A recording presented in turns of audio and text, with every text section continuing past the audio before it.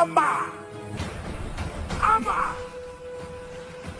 Would carry this pregnancy for 2 full years before being allowed to give birth. Not as magic, not as superstition, but as punishment.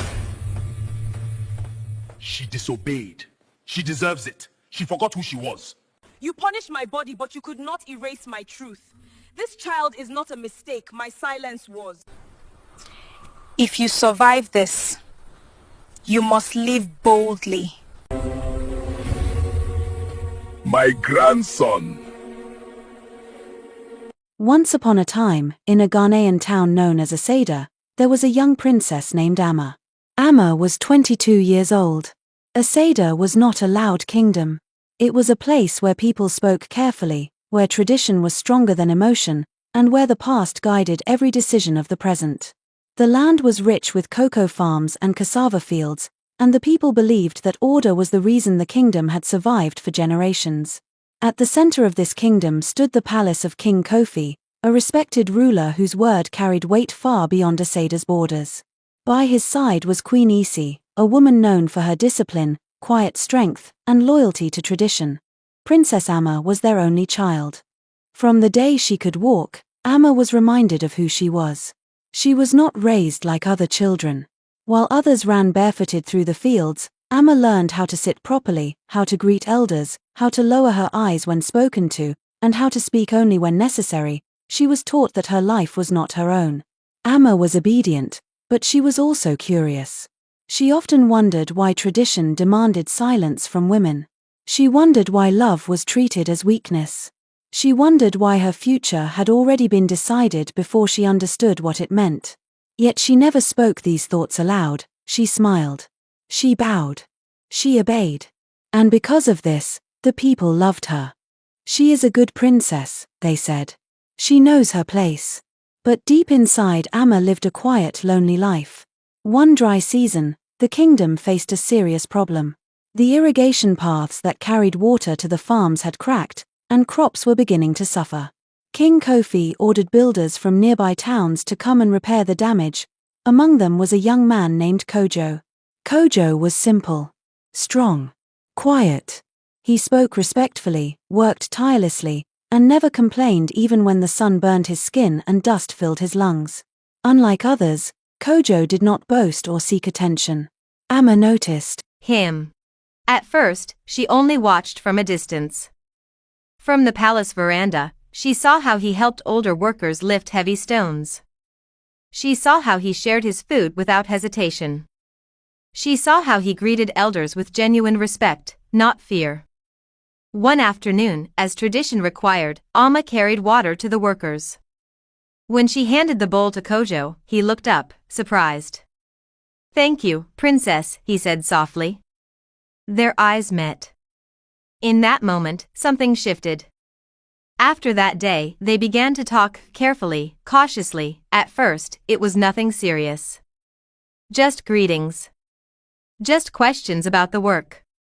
But slowly, their conversations grew longer. Kojo spoke of his life, how he grew up without much. How he learned to build by watching his father, how he dreamed of owning a land one day. Amma listened. Amma spoke of palace life, how lonely it was, how every step was watched, how freedom felt like a story told to others. Kojo listened. Neither of them planned what came next. But closeness does not ask permission. One evening, rain fell heavily over Aseda. The workers had taken shelter, and the palace was unusually quiet. Amma, restless and overwhelmed by emotions she did not understand, left her room and walked toward the storage buildings. Kojo was there, fixing a damaged roof. They spoke. They laughed. They stood too close. Fear warned them. But desire answered louder. That night, in a place neither of them would ever forget, they made love. When it was over, silence fell. Both of them knew nothing would ever be the same again as Amma became pregnant for Kojo. For weeks, Amma lived in denial. She told herself she was fine. She told herself nothing had changed. But her body told the truth before her mouth could. She grew tired. She felt sick in the mornings. Her clothes became tight. The royal nurse noticed immediately and told the king and his wife, and by evening, the palace was filled with shock and anger. King Kofi did not speak when he was told. Queen Esi did not cry. Silence was worse. Kojo was summoned before the elders. He did not run. He did not deny anything. Yes, he said. I am responsible. He offered marriage. He offered lifelong service. He offered his life. But tradition did not listen. A common builder could not marry a princess. A mistake could not rewrite custom. Kojo was beaten not severely, but enough to humiliate him and banished from Aseda forever. Amma watched as they dragged him away. That was the last time she saw him. The elders met for days. When they returned, their decision crushed Amma's spirit. She would not be killed. But she would suffer. Her title was taken. Her royal clothing removed. Her hair cut short. Then came the sentence that silenced the room. The chief priest said, Amma! Amma! Would carry this pregnancy for 2 full years before being allowed to give birth, not as magic, not as superstition, but as punishment. Please forgive me, Amma said as she fell to her knees. But the king and his household did not listen. She was sent away to a distant royal farm hidden from public view, guarded, isolated.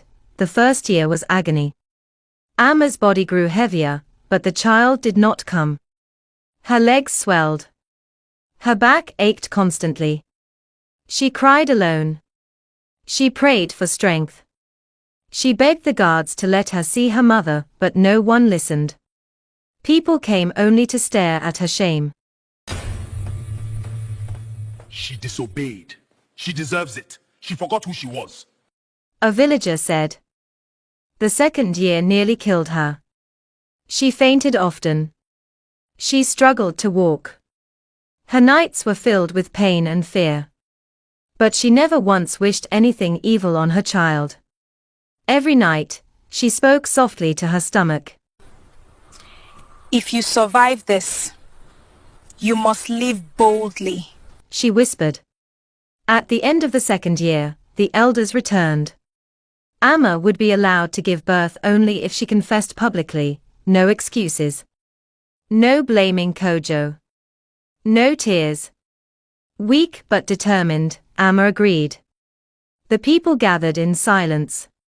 Amma was brought out, thin, pale, and heavily pregnant. She stood alone. She told the truth. She admitted her mistake. Her desire. Her disobedience. Then she said, You punished my body, but you could not erase my truth. This child is not a mistake, my silence was. The crowd wept, even the king lowered his head. That night, labor began. It lasted 2 days. On the third morning, Amma gave birth to a baby boy. He cried loudly. Strongly. King Kofi entered the room, took the child, and whispered, My grandson. The boy was named Kweku. Amma never became princess again. But she became a symbol of endurance, of consequences, of courage. And in Aseda, mothers still tell this story, not to scare daughters, but to teach them that truth has a cost, but silence costs more.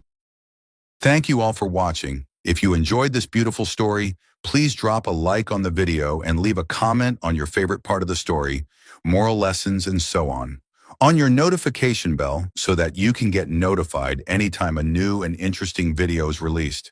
If you believe in second chances, if you believe scars can become symbols of strength, share this story.